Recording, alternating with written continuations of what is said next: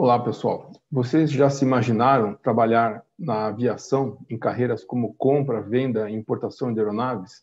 Não só apenas quem trabalha com o comércio de aeronaves, quem compra e vende aviões, mas também advogados que atuam no setor, na área de contratos de aviação, ou mesmo engenheiros, administradores, técnicos, pilotos que recebem aeronaves no exterior, pessoas que compram e vendem avião e que cuidam da importação das aeronaves. Se você tem interesse em conhecer essa carreira, me acompanhe nesse vídeo.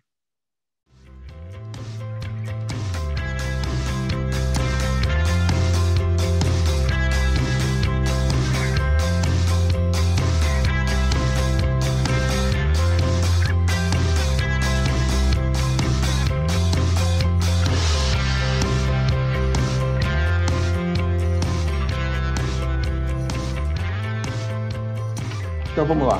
Importação de aeronaves. O que é o mínimo que você precisa saber para poder atuar nesse tipo de serviço na aviação? Importação de aeronaves, vamos falar assim, tem três tipos de aspectos, né? Tem o aspecto financeiro, que é muito importante que seja bem estruturado. Tem a parte técnica, que é a parte de aeronavegabilidade, e tem a parte de alfândega, né? A parte de aduana, toda a parte que envolve o processo de importação, comércio exterior. Então, seriam três vertentes: financeira, técnica e aduana. Vamos falar nesse vídeo um maior enfoque sobre a parte técnica, ok? A parte de aeronavegabilidade. Então, a importação de aeronaves, você tem que, a primeira coisa verificar é se a aeronave está homologada no Brasil, né? Então, vale a pena consultar no site da GGCP, da ANAC, e dar uma lida nessa IS 21010 Bravo. Hoje ela está na revisão Bravo, né? Mas à medida que você for avaliando, ela pode ter revisões. Então, pode ser a IS 21010C, por exemplo. Mas essa aqui é o documento que instrui como importar produtos aeronáuticos, né? Do ponto de vista técnico, de aeronavegabilidade. Então, se é uma aeronave que pode ser importada para o Brasil, você vai conseguir perceber isso aqui pelo site da ANAC, vale a pena fazer uma consulta. Impostos federais, né? Tem que estudar, e aí eu recomendo que, como eu falei, né, é aquela parte da questão de tributos, né, de importação. Então, vale a pena consultar um despachante, aduaneiro. Existem bons profissionais no mercado, vão te explicar essa questão de quais os impostos que incidem, seja na esfera federal ou na esfera estadual, e como que você pode se adequar a eles. Então, vai ter incidência de ICMS, IPI, imposto de importação. As coisas variam se você está importando uma aeronave para uma pessoa particular, uma empresa, ou se é uma empresa de táxi aéreo, uma companhia aérea. As coisas elas variam, né? Existem alíquotas para esses tipos de importação. A questão de importação, né, a aduana e aeronavegabilidade, que eu estava comentando agora há pouco, né, são duas coisas bastante distintas. Então, a aduana vai tratar sobre o bem, né, tem muito a ver com Receita Federal. A maneira como esse bem vai entrar no Brasil, como é que vai ser registrado. E a aeronavegabilidade é a condição dele poder vir e voar no Brasil, está tecnicamente aceito. Vamos falar também sobre translado, né? Custos e pessoal treinado inglês, né? Os aviadores que forem buscar têm que ter o inglês ICAO, seja nível 4, 5 ou 6. Na questão de aeronavegabilidade, na questão técnica, importante saber se o modelo está certificado no Brasil, como eu falei um pouco antes. Então, isso você consegue encontrar visitando o site da ANAC. Saber se ele possui um relatório H10. O que é o relatório H10? Quando a ANAC ela faz a certificação daquele produto no Brasil, ela emite um relatório de certificação com as modificações que são necessárias aqui no Brasil. Antigamente, considerava até, por exemplo, o Cessna Skyline precisava ter um segundo ADF. Era uma questão que só aqui no Brasil precisava ter, mas era uma questão daquela época, né? Então, no H10 do Cessna Skyline, dizia que você precisava ter o segundo ADF, né? Por exemplo, né? Outra coisa que é muito comum nesse relatório H10 são os placares em português. São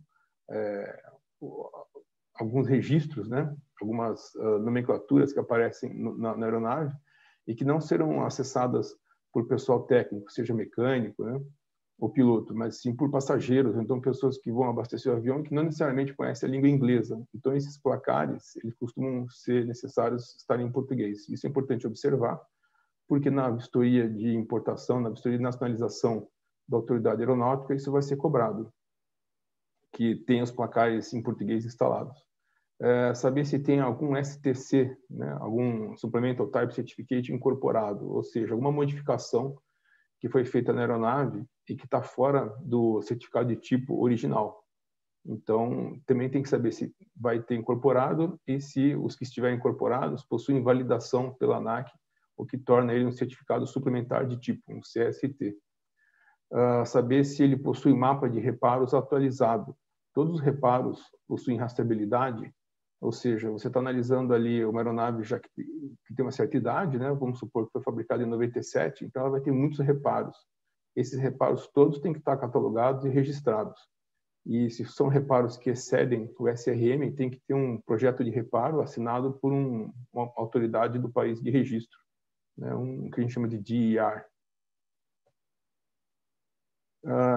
Falando sobre, continuando aqui a parte de aeronavegabilidade, né? É importante quando você estiver avaliando a aeronave tecnicamente, quando for receber a aeronave, saber se ela está com todas as diretrizes de aeronavegabilidade que são efetivas para a aeronave se forem incorporadas. Ou se no contrato, suponha que seja um contrato de leasing, né? Se a descrição em aberta possui prazo para incorporação e o prazo está dentro, né, do estipulado. Saber se todos os componentes instalados têm rastreabilidade. Isso é muito importante, porque a aeronave, para poder vir para o Brasil, a gente, na vistoria de importação, de nacionalização, a gente verifica isso aqui tudo, se os componentes que estão instalados, todos têm rastreabilidade, ou seja, todos eles têm que ter um Form 8130, tem que ter um Form 1, se veio lá da Europa, que demonstrem rastreabilidade, né? Saber se possui alguma grande modificação incorporada, uma grande modificação ou um grande reparo. Então, por exemplo, a aeronave se acidentou e aí foi feito um grande reparo para que ela pudesse voltar a voar. Isso tudo tem que estar muito bem registrado para que você possa apresentar isso para a Autoridade Aeronáutica do Brasil quando for fazer a nacionalização da aeronave. Ou mesmo se mudou a planta baixa, né? O interior que ele tinha era de uma configuração de assentos e foi feita uma grande modificação que alterou, né, a planta baixa da aeronave. Então, isso daí importa saber, porque ela tem que estar registrado, né, a incorporação, e se for essa modificação através de um STC, esse STC tem que estar convalidado aqui no Brasil como CST. E saber se teve alguma particularidade em relação ao programa de manutenção do fabricante, porque se você vai cumprir o programa de manutenção do fabricante, é bem mais simples, você só declara isso. Porém, se tiver algum tipo de modificação na aeronave, tipo uma porta de carga, e esse detentor do projeto de tipo da porta de carga, ele faz outras inspeções que são necessárias serem incorporadas no programa de manutenção, então você tem que registrar isso também para que você possa controlar essas inspeções quando a aeronave estiver operando no Brasil. Falando sobre empresas aéreas, né? Alguns detalhes que são específicos para o pessoal de empresa aérea. Saber se a vistoria vai ser feita com PCA ou se vai ser agendado diretamente com a autoridade aeronáutica, se a ANAC vai ter na agenda a programação de fazer essa auditoria de nacionalização.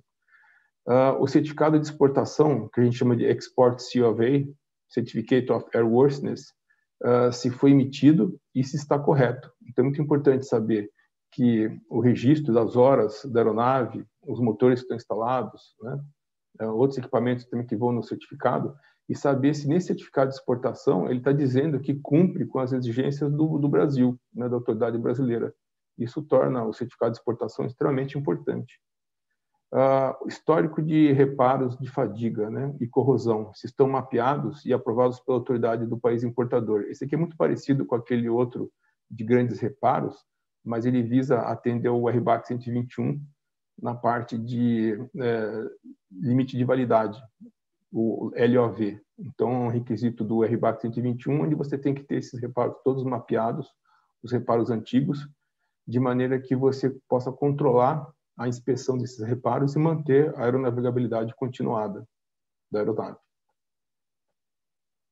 Falando aqui um pouco sobre a parte de contratos de arrendamento e leasing, né, a questão burocrática, legal e financeira. Então, analisando o contrato, você tem que perceber se as condições precedentes estão de acordo. Antes de buscar a aeronave, se certificar de que foram cumpridas as condições precedentes. Isso tudo é estipulado no contrato de leasing, por exemplo, e aí, conversando com o pessoal do administrativo da empresa, você vai conseguir descobrir se as condições precedentes estão ok. Isso, basicamente, só quando essas condições precedentes estão atendidas é que o dono da aeronave, o banco, o lessor, permite que você vá buscar a aeronave. Então, é importante considerar a forma que vai ser entregue a aeronave, as condições que ela vai ser entregue. Geralmente é o que eles chamam de as is, where is, ou seja, no estado que se encontra, na condição que se encontra. E quais são os certificados que vão ser emitidos, de acordo com o contrato. Saber também se a aeronave está 100% em conformidade com a RBAC 121, se for para operar numa companhia aérea, ou a RBAC 135, se for para operar num táxi aéreo. Existem documentos, né? A FIEV, que a gente chama, onde você analisa essas condições da aeronave, os equipamentos instalados, se estão todos de acordo com o que a gente espera receber aqui na vistoria de importação, vistoria de nacionalização. E as condições de entrega e devolução. É importante você saber isso, porque geralmente as condições de entrega são um pouco mais brandas e as condições de devolução são um pouco mais rígidas. Então, é importante entender as condições que você vai receber a aeronave e as condições que você vai precisar devolver a aeronave. Até na época de negociação do contrato, é importante se atentar para esse aspecto. Antes que a aeronave decole do país que ela vai fazer o translado, é importante saber se o seguro foi emitido, porque senão também você não consegue fazer uma autorização de translado e validar, né? Nem o lessor não vai permitir que você decole sem o seguro tenha sido emitido para o translado. Security Deposit. Security Deposit é uma parte do contrato de leasing que fala sobre uma garantia financeira que você tem que depositar para o proprietário da aeronave para que ele te libere de realizar o translado. Na questão aqui ainda operacional, né, a importação de aeronaves, falando sobre aeronavegabilidade, os aviadores que forem operar essa aeronave têm que estar treinados e certificados naquele equipamento. Isso é muito importante porque é o que vai permitir que seja validado o translado, e até mesmo o pessoal utiliza isso aí para convalidação de carteiras, né, convalidação de treinamento, simulador de voo. Então, são oportunidades importantes para que sejam aproveitadas. Autorizações de sobrevoo, né, porque suponha que a aeronave vai sair da Europa, vai atravessar a Europa, vai passar pelo norte da África, vai atravessar o Atlântico para chegar no Brasil. Só um exemplo. Vários países vão ter o sobrevoo, então você tem que ter uma autorização de sobrevoo para cada um desses países. E tem despachantes que cuidam disso, né, para você fazer o seu overflight permit. Outra coisa extremamente importante é você ter em mãos as autorizações de translado da ANAC.